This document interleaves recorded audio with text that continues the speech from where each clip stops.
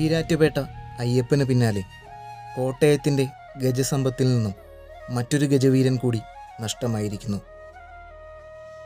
അക്ഷരനഗരിയുടെ ഇരട്ടച്ചങ്കൻ എന്ന വിശേഷണവുമായി പൂരപ്പറമ്പുകളിലെ സജീവ സാന്നിധ്യമായിരുന്ന കോട്ടയം കിരൺ നാരായണൻകുട്ടിയാണ് ഓർമ്മയായിരിക്കുന്നത്.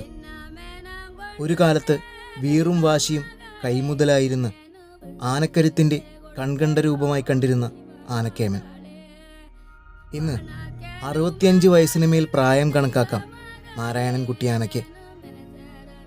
പ്രായമേറുമ്പോൾ അസുഖങ്ങൾ പിടിപെടാൻ അധിക സമയമൊന്നും വേണ്ട.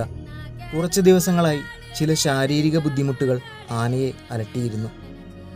ഓഗസ്റ്റ് 22 പുലർച്ചെയായിരുന്നു ആന ചെരിഞ്ഞത്. പ്രണാമം കിരൺ നാരായണൻകുട്ടിക്ക്.